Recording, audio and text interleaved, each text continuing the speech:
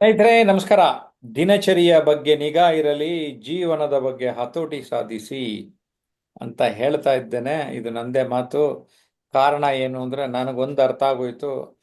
ಲೈಫಲ್ಲಿ ಇಡೀ ಲೈಫ್ನ ಒಂದೇ ಸರಿ ಕಂಟ್ರೋಲ್ ಮಾಡೋಕ್ಕಾಗಲ್ಲ. ಒಂದು ದಿನವನ್ನು ಒಮ್ಮೆಗೆ ಕಂಟ್ರೋಲ್ ಮಾಡೋಕ್ಕೆ ಸಾಧ್ಯ.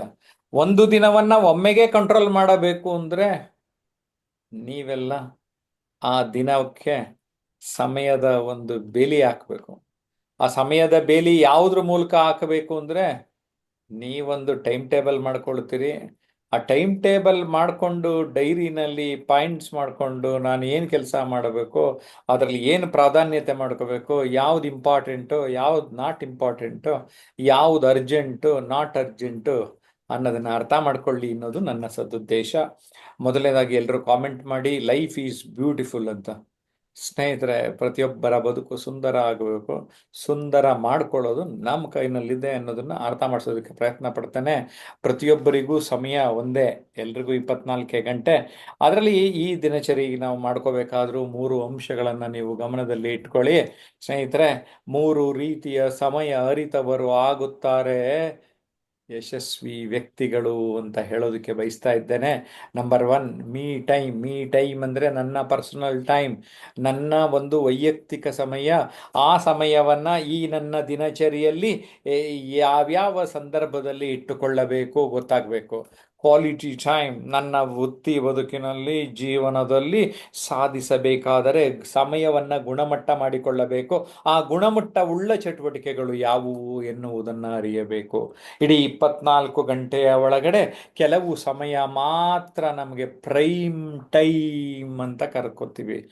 ಯಾವುದದು ನನಗೆ ಇಡೀ ದಿನದಲ್ಲಿ prime time? What is that most important time? ಅರ್ಥ ಮಾಡ್ಕೊಳ್ತಾ ಸಾಗಿ, ನಿಮ್ಮ ಬದುಕು ಬದಲಾಗುತ್ತದೆ ಅಂತ ಹೇಳೋದಕ್ಕೆ ಇಷ್ಟಪಡ್ತಾನೆ. ಈಗ ಅರ್ಥ ಆಗಿದೆಯಲ್ಲ? 3 ರೀತಿಯ ಸಮಯ. ಯಾವ ಯಾವ ಸಮಯ? Me time, quality time and prime time. ಇವನ್ನು ಅರಿತವರು ಖಂಡಿತವಾಗಿ ಯಶಸ್ವಿ ವ್ಯಕ್ತಿಗಳಾಗುತ್ತಾರೆ. ಈ ವಿಚಾರದ ಬಗ್ಗೆ ನಮ್ಮ ಎಲ್ಲ ಸ್ನೇಹಿತರು ಮಾತಾಡಬೇಕು ಎನ್ನುವ ಸದುದ್ದೇಶದಿಂದ ನಾನು ಜಯಪ್ರಕಾಶ್ ನಾಗತಿಹಳ್ಳಿ ಇವರೆಲ್ಲರಿಗೂ ಅವಕಾಶಗಳನ್ನು ಮಾಡಿಕೊಡ್ತಾ ಇದ್ದೇನೆ. ನಾವು ಆನ್ಲೈನ್ನಲ್ಲಿ ಈ ರೀತಿ ನಮ್ಮ ಆನ್ಲೈನ್ ಸೆಷನ್ಸಲ್ಲಿ ಒಬ್ಬರು ಮಾಡ್ರೇಟ್ ಮಾಡಿ ಉಳಿದವರು ಒಂದೊಂದು ನಿಮಿಷ ಮಾತಾಡೋದಕ್ಕೆ ಅವಕಾಶ ಮಾಡಿಕೊಡ್ತೇನೆ. ನಿಮಗೂ ಆಸಕ್ತಿ ಇತ್ತು ಅಂದರೆ ಈ 9341259267ಗೆ ಕರೆ ಮಾಡಿ ಒಂದು ಬೇಸಿಕ್ ಮಾಸ್ಟರ್ ಕ್ಲಾಸ್ ಟ್ರೈನಿಂಗ್ ಅಂತ ಮಾಡ್ತೇವೆ. ಅದಕ್ಕೊಂದು ನಾಮಿನಲ್ ಪೇಮೆಂಟ್ ಮಾಡ್ತೇವೆ. ಕಾಂಟ್ಯಾಕ್ಟ್ ಮಾಡಿ, ಈ ನಂಬರ್ನಲ್ಲಿ ಗೈಡ್ ಮಾಡ್ತಾರೆ. ಆವಾಗ ನಾವು 1 ಡೇ ವರ್ಕ್ಶಾಪ್ಸು ಮಾಡ್ತಾ ಇರ್ತೇವೆ. ಈ public speaking and personality development ಬಗ್ಗೆ ನಾವು ಸದ್ಯಕ್ಕೆ ಫೋಕಸ್ ಮಾಡ್ತಾ ಇದ್ದೀವಿ ಅಂತ ಹೇಳೋದಕ್ಕೆ ಬಯಸ್ತಾ ಇದ್ದೀನಿ. ಈಗ ಈ ವಿಚಾರವನ್ನು, ದಿನಚರಿಯ ಬಗ್ಗೆ ನಿಗಾ ಇರಲಿ, ಜೀವನದ ಬಗ್ಗೆ ಹತೋಟಿ ಸಾಧಿಸಿ ಅನ್ನುವ ವಿಚಾರದ ನಿರೂಪಣೆ ಮಾಡೋದಕ್ಕೆ ಬಾಬು ಅವ್ರಿಗೆ ನೀಡ್ತಾ ಇದ್ದೇನೆ. Over to Babu. ನಮಸ್ಕಾರ ಬಾಬು. ನಮಸ್ಕಾರ ಸರ್, ನಮಸ್ತೆ. ಈ ದಿನದ ಸೆಷನ್ನಲ್ಲಿ ನನಗೆ 3ನೇ ವಿಷಯ ದಿನಚರಿಯ ಬಗ್ಗೆ ನಿಗಾ ಇರಲಿ, ಜೀವನದ ಬಗ್ಗೆ ಹತೋಟಿ ಇರಲಿ ಅನ್ನೋ ವಿಚಾರವನ್ನ ಕೊಟ್ಟಿದ್ದಾರೆ.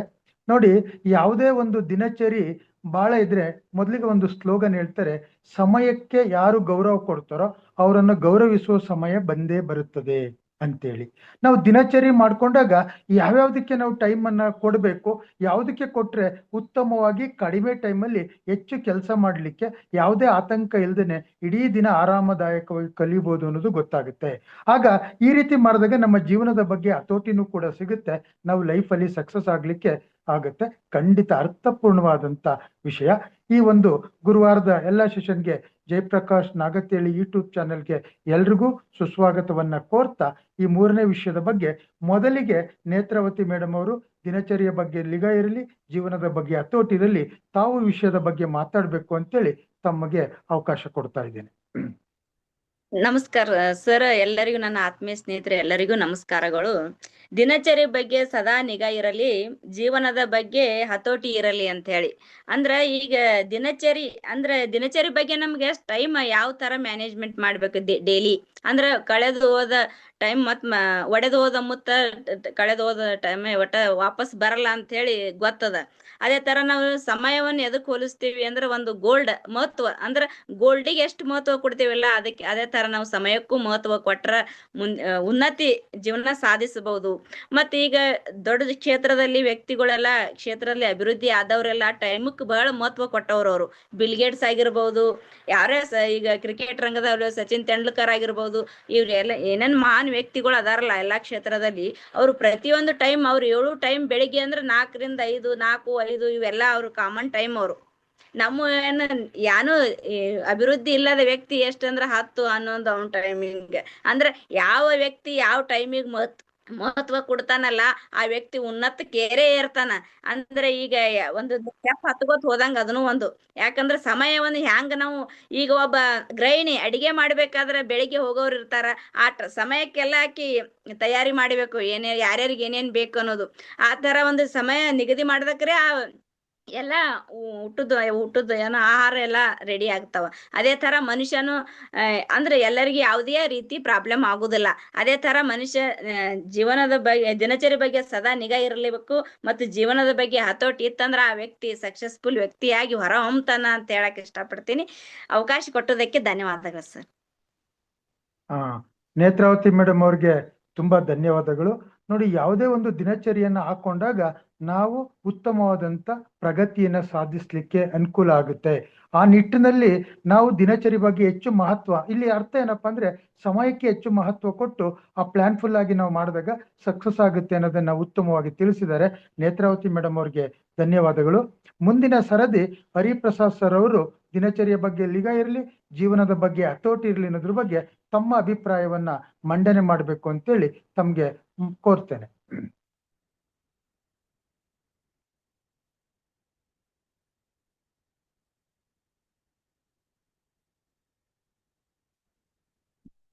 ಹರಿಪ್ರಸಾದ್ ಸರ್. ಸಾರಿ ದಿನಚರಿಯ ಬಗ್ಗೆ ನಿಗಾ ಇರಲಿ ಅಂತಕ್ಕಂಥ ವಿಷಯ ಬಹಳ ಸೂಕ್ತವಾಗಿದೆ. ದಿನಚರಿ ಅಂತಕ್ಕಂಥ ದಿನ ಗಮನಿಸ್ತಾ ಇರ್ಬೇಕು, ಏನೇನು ತಪ್ಪು ಮಾಡ್ತಾ ಇದೀವಿ, ಏನೇನು ರೈಟ್ ಮಾಡ್ತಾ ಇದೀವಿ, ಏನೇನು ತೊಂದರೆಗಳಾಗ್ತಾ ಇದೆ, ಅದನ್ನ ಗಮನಿಸ್ತಾ ಇರುವಂತ ಸಂದರ್ಭದಲ್ಲಿ ನಮ್ಮ ಜೀವನದ ಬಗ್ಗೆ ನಮ್ಗೆ ಗ್ರಹಿಕೆ ಆಗುತ್ತೆ, ನಾವು ಸರಿಪಡಿಸ್ಕೊಳಕ್ ಚೆನ್ನಾಗಿರ್ತದೆ. ಒಂದ್ ಕಡೆ ದಿನಚರಿಯನ್ನು ಬರಿಬೇಕು ಆಗ್ತದೆ ಅಂತಕ್ಕಂಥ ಇದೇ ಸಂದರ್ಭದಲ್ಲಿ ಹೇಳಕ್ ಇಷ್ಟಪಡ್ತೀನಿ. ಆ ದಿನಚರಿತೆ ಬರಿತಾ ಇದ್ರೆ ನಮ್ಮ ಒಂದು ಬೆಳವಣಿಗೆ ವೃದ್ಧಿ ಆಗುತ್ತೆ, ಚಿಂತನಾ ಕೌಶಲ್ಯ ಹೆಚ್ಚಾಗುತ್ತೆ, ತನ್ನನ್ನು ತಾನು ಅರಿಯೋದಕ್ಕೆ ಸಾಧ್ಯ ಆಗುತ್ತೆ, ಮತ್ತು ತನ್ನನ್ನು ತಾನು ಬದಲಾಯಿಸ್ಕೊಳ್ಳಕ್ ಸಾಧ್ಯ ಆಗುತ್ತೆ. ನಮ್ಮ ಜೀವನವನ್ನು ನಾವೇ ನೆನೆಸ್ಕೊಳ್ಳಕ್ಕೂ ಒಂದು ರೀತಿಯಲ್ಲಿ ಒಂದು ಸೂಕ್ತ ವಿಷಯ ಆಗುತ್ತೆ ಅಂತಕ್ಕಂಥದ್ದು. ಇವೆಲ್ಲವನ್ನೂ ನಾವು ಅಳವಡಿಸ್ಕೊಂಡಂತ ಸಂದರ್ಭದಲ್ಲಿ ಸಾಮಾನ್ಯವಾಗಿ ನಮ್ಮ ಜೀವನ ನಮ್ಮ ಹಿಡಿದಾಗ ಬರುತ್ತೆ. ಸಾಮಾನ್ಯವಾಗಿ ನಮ್ಮ ಮನಸ್ಸು ಖಾಲಿ ಇದೆ ಅಂತಂದ್ರೆ ಇಂಗ್ಲಿಷ್ ನಲ್ಲಿ ಒಂದು ಸೂಕ್ತಿ ಇದೆ, ಎಂಟಿ ಮೈಂಡ್ ಇಸ್ ಡೆವಿಲ್ ವರ್ಕ್ಶಾಪ್ ಅಂತ. ಹಾಗಾಗಿ ಒಂದು ಜೀವನವನ್ನ ಸೂಕ್ತ ರೀತಿಯಲ್ಲಿ ನಾವು ಅಳವಡಿಸ್ಕೋಬೇಕಾದ್ರೆ ಒಂದಷ್ಟು ದಿನಚರಿಯಲ್ಲಿ ಒಂದು ವೇಳಾಪಟ್ಟಿಯನ್ನು ಹಾಕೋಬೇಕು. ಹಾಕೊಂಡಾಗ ನಮ್ಮ ಜೀವನ ಒಂದು ಹತೋಟಿಗೆ ಬರುತ್ತೆ ಅಂತಕ್ಕಂಥ ನನ್ನ ಉದ್ದೇಶ. ಧನ್ಯವಾದಗಳು ಸರ್. ಬಹಳ ನಮಸ್ಕಾರ ಸರ್. ಹರಿಪ್ರಸಾದ್ ಸರ್ ಬಹಳ ಚೆನ್ನಾಗಿ ಒಂದು ಸುಂದರವಾದಂತ ಜೀವನವನ್ನ ನಾವು ನಿರ್ವಹಿಸ್ಬೇಕಾದ್ರೆ ನಾವೇನ್ ಮಾಡ್ಬೇಕು, ದಿನಚರಿ ಬಹಳ ಮುಖ್ಯ ಆಗುತ್ತೆ. ಯಾವಾಗ ದಿನಚರಿ ಹಾಕೊಂಡು ನಾವು ಕೆಲಸ ಮಾಡ್ತೀವಿ ನಮ್ಮ ಜೀವನದಲ್ಲಿ ನಾವು ಹತೋಟಿಯನ್ನು ಕಂಡುಕೊಳ್ಳಿಕ್ಕೆ ಬಹಳ ಅನುಕೂಲ ಆಗುತ್ತೆ ಅಂತೇಳಿ. ಯಾಕೆ ಅಂದ್ರೆ ನಾವು ದಿನಚರಿನಲ್ಲಿ ಎಲ್ಲವನ್ನ ಏನೇನ್ ಮಾಡ್ಬೇಕು ಅಂತೇಳಿ ಟೈಮ್ ಮ್ಯಾನೇಜ್ಮೆಂಟ್ ಮಾಡ್ಕೊಂಡು ಯಾವ್ಯಾವ್ದಕ್ಕೆ ಎಷ್ಟೆಷ್ಟು ಮಹತ್ವ ಕೊಡ್ಬೇಕು ಕೊಡ್ತೀವಿ. ಆಗ ಯಾವುದೇ ಗೊಂದಲ ಆಗೋದಿಲ್ಲ. ಕಾಲಾನುಕ್ರಮದಲ್ಲಿ ಯಾವ್ಯಾವ ಕೆಲಸ ಪ್ರಿಯಾರಿಟಿ ಕೊಟ್ಟು ಮಾಡ್ಬೇಕು, ಅದಕ್ಕೆ ಅನುಕೂಲ ಆಗುತ್ತೆ. ನಮ್ಮಲ್ಲಿ ಒಂದು ವಿಶೇಷತೆ ಖಂಡಿತ ಕಾಣುತ್ತೆ. ಆ ಮೂಲಕ ಸಾಧನೆ ಮಾಡಬಹುದು ಅನ್ನೋದನ್ನ ಬಹಳ ಅಚ್ಚುಕಟ್ಟಾಗಿ ತಿಳಿಸ್ಕೊಟ್ಟಿದ್ದೀರಿ ಸರ್, ತುಂಬಾ ಧನ್ಯವಾದಗಳು. ಮುಂದಿನ ಸರದಿ ಗೀತಾ ಮೇಡಮ್ ಅವರು ದಿನಚರಿಯ ಬಗ್ಗೆ ನಿಗಾ ಇರಲಿ, ಜೀವನದ ಬಗ್ಗೆ ಹತೋಟಿ ಇರಲಿ, ಇದ್ರ ಬಗ್ಗೆ ತಮ್ಮ ಅಭಿಪ್ರಾಯವನ್ನ ಮಂಡಿಸ್ಬೇಕು ಅಂತೇಳಿ ತಮ್ಮನ್ನ ಆಹ್ವಾನಿಸ್ತೇನೆ. ನಮಸ್ತೆ.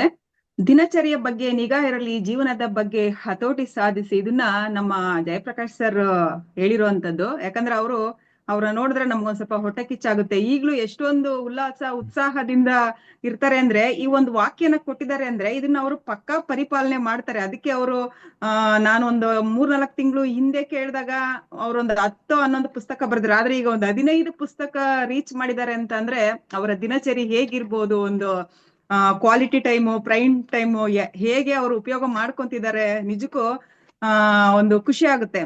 ಅದೇ ರೀತಿ ನಾವು ಸಹ ಒಂದು ಸಮಯನ ಉಪಯೋಗ ಮಾಡ್ಕೊಂಡು ನಮ್ದು ಒಂದು ಕ್ವಾಲಿಟಿ ಟೈಮ್, ಪ್ರೈಮ್ ಟೈಮ್ ಮಾಡ್ಕೊಂಡ್ಲಿ ಅಂತ ಈ ಒಂದು ವಾಕ್ಯನ ಕೊಟ್ಟಿದ್ದಾರೆ. ಪ್ರತಿಯೊಬ್ರು ದಿನ ಸಾಯ್ತಾರೆ, ದಿನ ಹುಟ್ತಾರೆ. ಅಂದ್ರೆ ನಾವು ರಾತ್ರಿ ಮಲಗ್ತೀವಿ, ಬೆಳಗ್ಗೆ ಎದ್ದೇಳ್ತೀವಿ. ಎದ್ದೇಳ್ಬೇಕಾದ್ರೆ ನಾವು ಒಂದು ಹೊಸ ಸ್ಫೂರ್ತಿಯಿಂದ, ಹೊಸ ಚೈತನ್ಯದಿಂದ ಎದ್ದೇಳ್ಬೇಕು, ಇವತ್ತು ಏನಾದ್ರೂ ಒಂದು ಸಾಧನೆ ಮಾಡ್ಬೇಕು ಅಂತ.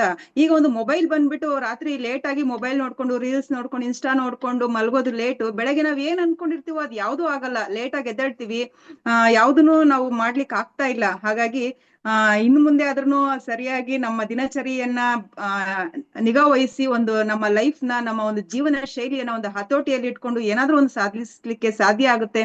ಹಾಗಾಗಿ ಈ ಒಂದು ವಾಕ್ಯ ಜಯಪ್ರಕಾಶ್ ಸರ್ ಹೇಳಿದ್ದಾರೆ. ತುಂಬಾ ಸಂತೋಷ, ಧನ್ಯವಾದಗಳು. ನೋಡಿ, ಅವರು ಬಹಳ ಅರ್ಥಪೂರ್ಣವಾಗಿ ತಿಳಿಸಿದ್ರು. ದಿನಚರಿ ಸರಿಯಾದ ರೀತಿಯಲ್ಲಿ ಇದ್ರೆ ಬೆಳಿಗ್ಗೆ ಎದ್ದಾಗ ನಮ್ಗೆ ಯಾವುದೇ ರೀತಿ ಟೆನ್ಷನ್, ಆತಂಕ, ಭಯ ಇರೋದಿಲ್ಲ. ಯಾಕೆ ಅಂತಂದ್ರೆ ನಾವು ಪ್ಲಾನ್ ಮಾಡ್ಕೊಂಡಿದ್ರೆ ಖಂಡಿತವಾಗಿ ಯಾವುದೇ ಭಯ ಇಲ್ಲದೆ ಕೆಲಸ ನಿರಾತಂಕವಾಗಿ ಪ್ರತಿನಿತ್ಯದ ಎಲ್ಲ ಕೆಲಸ ರೊಟೀನ್ ಆಗಿ ಬಹಳ ಅಚ್ಚುಕಟ್ಟಾಗಿ ಕಡಿಮೆ ಶ್ರಮದಲ್ಲಿ ಬಹಳ ಹೆಚ್ಚು ಕೆಲಸ ಮಾಡ್ಲಿಕ್ಕೆ ಅನುಕೂಲ ಆಗುತ್ತೆ.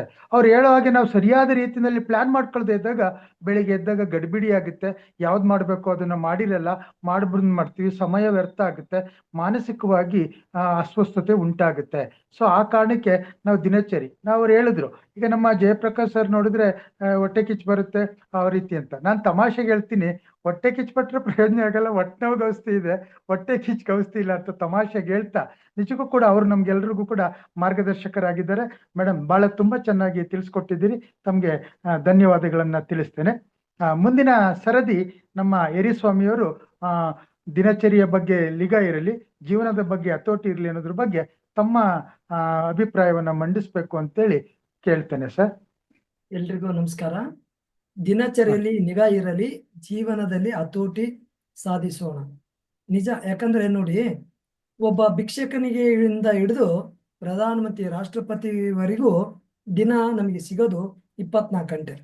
ಆ 24 ಗಂಟೆಯಲ್ಲಿ ನಾವು 7ರಿಂದ 8 ತಾಸು ಮಲಗಿದ್ರೆ ಇನ್ನು ಉಳಿದ 16 ಗಂಟೆ ನಮಗೆ ಸಿಗ್ತದೆ. ಆ 16 ಗಂಟೆ ನಾವು ಬೆಳಗಿಂದ 6 ಗಂಟೆಯಿಂದ ನಾವು ಏನ್ ಮಾಡ್ತಾ ಇದೀವಿ, ಒಂದೊಂದು ಗಂಟೆಗೆ ನಾವು ಬರಿತಾ ಹೋಗ್ಬೇಕು. 6ರಿಂದ 7 ಗಂಟೆಗೆ ಏನ್ ಮಾಡ್ತೀವಿ, 7ರಿಂದ 8 ಗಂಟೆಗೆ ಏನ್ ಮಾಡ್ತೀವಿ, ಈ ತರ ನಾವು ಒಂದು ಟೈಮ್ ಟೇಬಲ್ ಹಾಕೊಂತ ಬಂದ್ರೆ ಅಲ್ಲಿ ನಾವೊಂದು ಸಮಯವನ್ನ ನಾವು ನಿಗದಿ ಮಾಡ್ಕೊಳಕ್ಕಾಗತ್ತೆ. ನಾವು ಎಷ್ಟು ರಾತ್ರಿ ನಾವು ಬಂದು ದಿನ ನೈಟ್ ಬಂದು ಎಲ್ಲ ಮುಗಿಸ್ಕೊಂಡು ಕೆಲಸ ಮಾಡ್ಬೇಕಾದ್ರೆ ಮತ್ತೆ ಒಂದು ನಾಳಿನ ಟೈಮ್ ಟೇಬಲ್ ನಾವು ಬರಿಬೇಕಾಗ್ತದೆ. ಆಗ ಒಂದು ಟೋಟಲ್ ಇವತ್ತಿನ ದಿನ ನಾವು ಏನು ಮಾಡಿದ್ವಿ, ನಮ್ಮ ಸಮಯವನ್ನ ನಾವು ಎಲ್ಲಿ ಕಳೆದಿವಿ, ಪಾಸಿಟಿವ್ ಆಗಿ ಕಳೆದಿವ ಅಥವಾ ನೆಗೆಟಿವ್ ಆಗಿ ಕಳೆದಿವ, ಈ ಅಂಶ ನಮಗೆ ಬೇಕಾಗ್ತದೆ. ಉದಾಹರಣೆಗೆ ಇವತ್ತು ಸಾಕಷ್ಟು ಯುವಕರು ಆಗಿರ್ಬೋದು ಸೋಷಿಯಲ್ ಮೀಡಿಯಾದಲ್ಲಿ ಪ್ರಭಾವಿತಗೊಂಡಿದ್ದಾರೆ. ಇವತ್ತೊಂದು ಈಗ ಇತ್ತೀಚಿನ ದಿನಗಳಲ್ಲಿ IPL ಎಂಬುದು ರಾತ್ರಿ 11-12 ಗಂಟೆವರೆಗೂ ಎಲ್ಲ ಯುವಕರು ನೋಡ್ತಾ ಇದ್ದಾರೆ. ಹಾಗಾಗಿ ಸುಮಾರು ಒಂದು ಮೊಬೈಲಲ್ಲಿ 4ರಿಂದ 6 ತಾಸು ಅಥವಾ 7 ತಾಸು ಮೊಬೈಲಲ್ಲೇ ಸೋಷಿಯಲ್ ಮೀಡಿಯಾದಲ್ಲೇ ಇವತ್ತು ರೀಲ್ಸ್ ಆಗಿರ್ಬೋದು ಪ್ರತಿಯೊಂದು ನೋಡ್ತಾ ಇವತ್ತು ಎಲ್ಲರೂ ಮೊಬೈಲನ್ನ ಒಂದು ಅಡಿಷನ್ ಆಗಿ ಮಾಡ್ಕೊಂಡಿದ್ದಾರೆ. ಹಾಗಾಗಿ ನಮ್ಮ ಒಂದು ನಾವು ಒಂದು ಯಶಸ್ಸು ಕಾಣ್ಬೇಕಂದ್ರೆ ಈ ಸಮಯ ನಮಗೆ ತುಂಬಾ ಇಂಪಾರ್ಟೆಂಟು. ಒಂದು ಸಲ ಸಮಯ ಹೋದ್ರೆ ಅದು ಬರೋದಿಲ್ಲ. ನಾನು ಒಂದು ಸಲ ಸಮಯನ ಕೇಳಿದೆ, ನನ್ನ ಜೊತೆ ಬರ್ತೀಯಾ ಅಂತ. ಅದು ಏನ್ ಹೇಳಿತಪ್ಪ ಅಂತಂದ್ರೆ, ನಿಮ್ಮವರೇ ನಿನ್ ಜೊತೆ ಬರಲ್ಲ, ನಾನು ಹೆಂಗ್ ಬರ್ಲಿ ಅಂತ. ಹಾಗಾಗಿ ಸಮಯ ನಮಗೆ ತುಂಬಾ ಮುಖ್ಯ. ಆ ಒಂದು ಈ ವಿಚಾರ ತುಂಬಾ ನನ್ಗೆ ಇಷ್ಟ ಆದ ಟಾಪಿಕ್. ಹಾಗಾಗಿ ಧನ್ಯವಾದ ಸರ್. ನೋಡಿ, ಸಮಯಕ್ಕೆ ಬಹಳ ಮಹತ್ವವನ್ನ ಕೊಡಬೇಕು. Time and tide wait for none ಅಂತ ಹೇಳ್ತಾರೆ. ಸಮಯ ಮತ್ತು ಅಲೆಗಳು ಯಾರಿಗೋಸ್ಕರ ಕಾಯೋದಿಲ್ಲ. ಅವ್ರು ಹೇಳೋ ಹಾಗೆ ಇವತ್ತಿನ ನಮ್ಮ ಈ ಟೈಮು ನಮ್ಗೆ ನಾಳೆ ಈ ಟೈಮ್ ಸಿಗುತ್ತೆ ಹೊರತು ಇವತ್ತಿನ ಈ ಸಮಯ ಸಿಗೋದಿಲ್ಲ. ಮೊದ್ಲೇ ದೊಡ್ಡೋರು ಹೇಳಿದ್ದಾರೆ, ಮುತ್ತು ಕಳೆದೋದ್ರೂ ಸಿಕ್ಕಿತ್ತು, ಒತ್ತು ಕಳೆದೋದ್ರೆ ಖಂಡಿತ ಸಿಗೋದಿಲ್ಲ. ನಮ್ಗೆ ನಾಳೆ 8 ಗಂಟೆ ಸಿಗ್ಬೋದೇ ಹೊರತು ನಮ್ಗೆ ಇವತ್ತಿನ 8 ಗಂಟೆ ಖಂಡಿತವಾಗಿ ಸಿಗೋದಿಲ್ಲ. ಇವತ್ತಿನ ಯುವಕರು ಬೇರೆ ಬೇರೆ ರೀತಿಯಲ್ಲಿ ಮೊಬೈಲ್ಗೆ ದಾಸರಾಗಿ ಹೆಚ್ಚು ಸಮಯವನ್ನ ಹಾಳು ಮಾಡ್ಕೊತಿದ್ದಾರೆ. ಆದ್ರೆ ಅದಕ್ಕೆ ಎಷ್ಟು ಬೇಕೋ ಅಷ್ಟನ್ನ ಇತಿಮಿತಿಯಾಗಿ ಮಾಡ್ಕೊಂಡು ಆ ದಿನಚರಿ ಬಗ್ಗೆ ನಿಗಾ ಕೊಟ್ರೆ ಜೀವನದ ಬಗ್ಗೆ ಹತೋಟಿ ಬರುತ್ತೆ ಅನ್ನೋದನ್ನ ಯರಿಸ್ವಾಮಿ ಅವರು ಬಹಳ ಅಚ್ಚುಕಟ್ಟಾಗಿ ತಿಳಿಸ್ಕೊಟ್ಟಿದ್ದೀರಿ ಸರ್. ತುಂಬಾ ಧನ್ಯವಾದಗಳು ತಮ್ಗೆ. ಮುಂದಿನ ಸರದಿ ರಮೇಶ್ ಸರ್ ಅವರು ಈ ಒಂದು ದಿನಚರಿಯ ಬಗ್ಗೆ ನಿಗಾ ಇರಲಿ, ಜೀವನದ ಬಗ್ಗೆ ಹತೋಟಿ ಇರಲಿ ಅಂತೇಳಿ ತಮ್ಮ ಅಭಿಪ್ರಾಯವನ್ನ ಮಂಡಿಸ್ಬೇಕು ಅಂತೇಳಿ ತಮ್ಮಲ್ಲಿ ವಿನಂತಿ ಮಾಡ್ತೇನೆ. ನಮಸ್ತೆ ಸರ್. ದಿನಚರಿಯ ಬಗ್ಗೆ ನಮಸ್ಕಾರ ನಿಜ ಸರ್. ನಿಜ ಜೀವನದ ಬಗ್ಗೆ ಹತೋಟಿ ಇರಲಿ. ಅಂದ್ರೆ ಜೀವನದಲ್ಲಿ ನಾವು ಬೆಲೆ ಕಟ್ಟಿ ಕೊಂಡುಕೊಳ್ಳೋಕಾಗದೇ ಇರುವಂತ ವಸ್ತು ಏನಿದೆ ಅಂದ್ರೆ ಅದು ಸಮಯ. ಏನ್ ಬೇಕಾದ್ರೂ ನಾವು ಕೊಂಡ್ಕೋಬಹುದು. ಸಮಯ ಮಾತ್ರ ಯಾರಿಂದಲೂ ಕೊಂಡ್ಕೊಳ್ಳೋಕ್ಕೂ ಆಗಲ್ಲ, ಅದನ್ನ ಹಿಡ್ದು ಇಟ್ಕೊಳ್ಳೋಕ್ಕೂ ಆಗಲ್ಲ. ಬ್ಯಾಂಕ್ ಅಕೌಂಟ್ ಅಲ್ಲಿ ಹಣ ಇಟ್ಟಂಗೆ ಅದನ್ನ ಸಮಯನ ನಾವು ಕಂಟ್ರೋಲ್ ಮಾಡ್ಬೇಕು ಅಂದ್ರೆ ದಿನಚರಿ ಅನ್ನೋದು ಬಹಳ ಮುಖ್ಯವಾಗುತ್ತೆ. ದಿನಚರಿಯಲ್ಲಿ ನಾವು ಆಧ್ಯಾತ್ಮಿಕವಾಗಿ, ಮಾನಸಿಕವಾಗಿ, ಭೌತಿಕವಾಗಿ ಕೆಲವೊಂದು ಗೋಲ್ಗಳನ್ನ ಸೆಟ್ ಮಾಡ್ಕೋಬೇಕಾಗುತ್ತೆ. ಬರೀ ನಾನು ಫೈನಾನ್ಷಿಯಲ್ ಅಲ್ಲಿ ಹೋಗ್ತೀನಿ, ನಾನು ಆಧ್ಯಾತ್ಮಿಕವಾಗಿ ಹೋಗ್ತೀನಿ ಅಂದ್ರೆ ಅದನ್ನು ಕೂಡ ಲೈಫ್ ಅಪೂರ್ಣ ಅನ್ಸುತ್ತೆ. ದೇಹ, ಮನಸ್ಸು, ಆತ್ಮ ಈ ಮೂರಕ್ಕೂ ಸಂಬಂಧಪಟ್ಟಂಗೆ ನಮ್ಮ ದಿನಚರಿ ಇರಬೇಕು. ದಿನಚರಿಯಲ್ಲಿ ಯೋಗ, ಧ್ಯಾನ, ಪ್ರಾಣಾಯಾಮ ಇವೆಲ್ಲ ಮಾಡ್ತಾ ಮಾಡ್ತಾ ನಮ್ಮಲ್ಲಿ ಈ ಮೂರು ಬ್ಯಾಲೆನ್ಸ್ ಆಗೋಕ್ ಶುರುವಾಗುತ್ತೆ. ಮತ್ತೆ ಒಳ್ಳೊಳ್ಳೆ ಗ್ರಂಥಗಳು ನಮ್ಮ ಆಧ್ಯಾತ್ಮಿಕವಾಗಿ ಆಗಿರ್ಬೋದು, ನಮ್ಮ ಮಾಡುವಂತ ಕೆಲಸದಲ್ಲಿ ಆಗಿರ್ಬೋದು, ಪ್ರಗತಿ ಹತ್ರ ಕೊಂಡೊಯ್ಯುವಂತ ಬುಕ್ಸ್ಗಳನ್ನ ಓದ್ಬೇಕಾಗುತ್ತೆ ನಾವು. ಆ ಬುಕ್ಸ್ಗಳನ್ನ ಓದ್ತಾ ನಮ್ಮಲ್ಲಿ ಇರೋ ನಾಲೆಡ್ಜ್ ಎಷ್ಟು ಗೇನ್ ಆಗುತ್ತೋ ಅಷ್ಟು ನಾವು ಇಂಪ್ರೂವ್ ಆಗ್ತೀವಿ. ಮತ್ತೆ ಸಮಯನ ಹೆಂಗೆ ಯುಟಿಲೈಸ್ ಮಾಡ್ಕೋಬೇಕು ಅನ್ನೋದು ತಿಳಿದಾಗ ನಮ್ಗೆ ನಾವು ಒಂದು ಫ್ಯಾಮಿಲಿಗೆ ಟೈಮ್ ಕೊಡೋದೇ ಇರ್ಬೋದು, ಸ್ನೇಹಿತರಿಗೆ ಟೈಮ್ ಕೊಡ್ಬೋದು, ನಮ್ಮ ಕೆಲ್ಸಕ್ಕೆ ಆಗಲಿ ಟೈಮ್ ಕೊಡ್ಬೋದು. ಇದಕ್ಕೆಲ್ಲ ಯಾವಾಗ ನಮ್ ಟೈಮ್ ಕೊಟ್ಕೊಂಡು ನಮ್ ಜೀವನನ ಮ್ಯಾನೇಜ್ಮೆಂಟ್ ಮಾಡ್ಕೊಳಕ್ ಕಲಿತೀವೋ ಆಗ ನಮ್ಮ ದಿನಚರಿ ಒಂದು ಅದ್ಭುತವಾದ, ಮಹತ್ವಪೂರ್ಣವಾದ ಅರ್ಥವನ್ನು ನೀಡುತ್ತೆ ಅಂತ ಹೇಳಕ್ ಇಷ್ಟಪಡ್ತೀನಿ ಸರ್. ಧನ್ಯವಾದಗಳು. ನಮಸ್ಕಾರ ರಮೇಶ್ ಸರ್. ನೋಡಿ, ನಾವು ಸಮಯವನ್ನ ಕೊಂಡ್ಕೊಳ್ಳೋಕ್ ಆಗೋದಿಲ್ಲ, ಬೇರೆ ಏನೆಲ್ಲವನ್ನ ಕೊಂಡ್ಕೊಳ್ಳೋಕೆ ಸಾಧ್ಯ ಆಗುತ್ತೆ, ನಾವು ಸಮಯ ಕೊಂಡ್ಕೊಳ್ಳೋದಕ್ಕೆ ಆಗೋದಿಲ್ಲ ಅಂತೇಳಿ ಬಹಳ ಅಚ್ಚುಕಟ್ಟಾಗಿ ತಾವು ತಿಳಿಸ್ಕೊಟ್ಟಿದ್ದೀರಿ. ಸೊ ನಾವು ಸಮಯವನ್ನು ಎಲ್ಲದಕ್ಕೂ ಕೂಡ ದಿನಚರಿ ಜೊತೆ ನಾವು ಅಧ್ಯಾತ್ಮ ಇರ್ಬೋದು, ಸಂಸ್ಕಾರ ಇರ್ಬೋದು, ಬೇರೆ ಬೇರೆ ರೀತಿ ಎಲ್ಲ ರೀತಿ ಮಾಡ್ಕೊಂಡಾಗ ನಮ್ಮ ಜ್ಞಾನದ ಮಟ್ಟನೂ ಕೂಡ ಹೆಚ್ಚುತ್ತೆ. ನಹಿ ಜ್ಞಾನೇನ ಸದೃಶಂ ಅಂತ ಹೇಳ್ತಾರೆ. ಜ್ಞಾನಕ್ಕಿಂತ ಮಿಗಿಲಾದದ್ದು ಯಾವುದೂ ಇಲ್ಲ ಅಂತೇಳಿ. ಅದಕ್ಕೆ ನಾಲೆಡ್ಜ್ ಇಸ್ ಪವರ್ ಅಂತ ಹೇಳ್ತಾರೆ. ಜ್ಞಾನವೇ ಶಕ್ತಿ, ಅದಿಲ್ಲ ಅಂದ್ರೆ ನಿಶಕ್ತಿ ಅಂತಲೂ ಕೂಡ. ಹಾಗಾಗಿ ನಮ್ಮ ದಿನಚರಿ ಜೊತೆ ಎಲ್ಲವನ್ನ ಸಮಯ ಹೊಂದಾಣಿಕೆಗೆ, ಸಮಯಕ್ಕೆ ಹೆಚ್ಚು ಮಹತ್ವವನ್ನ ಕೊಟ್ಟು ಎಲ್ಲಾದ್ರ ಕಡೆ ನಾವು ಗಮನ ಕೊಟ್ಟಾಗ ಉತ್ತಮ ವ್ಯಕ್ತಿತ್ವವನ್ನ ನಮ್ದಾಗಿ ಮಾಡ್ಕೋಬಹುದು.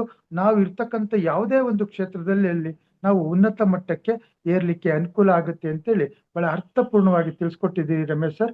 ತಮಗೂ ಕೂಡ ಧನ್ಯವಾದಗಳು. ಈಗ 5 ಜನನು ಕೂಡ ಬಹಳ ಈ ಒಂದು ವಿಷಯ ದಿನಚರಿಯ ಬಗ್ಗೆ ನಿಗಾ ಇರಲಿ, ಜೀವನದ ಬಗ್ಗೆ ಹತೋಟಿ ಇರಲಿ ಅಂತೇಳಿ ತಮ್ಮ ತಮ್ಮ ಅನಿಸಿಕೆಗಳನ್ನ ಬಹಳ ಅರ್ಥಪೂರ್ಣವಾಗಿ ತಿಳಿಸ್ಕೊಟ್ಟಿದ್ದೀರಿ.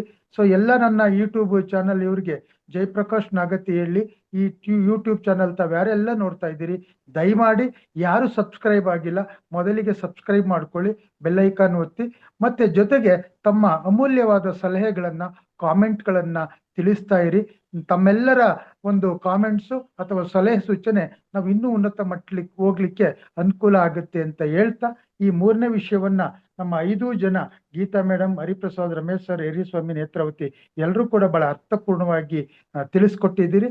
ಮತ್ತೆ ಈ ಒಂದು ಕಾರ್ಯಕ್ರಮದ ಉಸ್ತುವಾರಿ ನನಗೆ ಅವಕಾಶ ಮಾಡಿಕೊಟ್ಟಿದ್ಕೆ ತಮ್ಮೆಲ್ರಿಗೂ ಮತ್ತೊಮ್ಮೆ ಧನ್ಯವಾದಗಳನ್ನ ತಿಳಿಸ್ತಾ, ತಮ್ಮೆಲ್ರಿಗೂ ನಮಸ್ಕಾರಗಳನ್ನು ತಿಳಿಸ್ತಾ ಧನ್ಯವಾದಗಳು. ನಮಸ್ಕಾರ ಸರ್.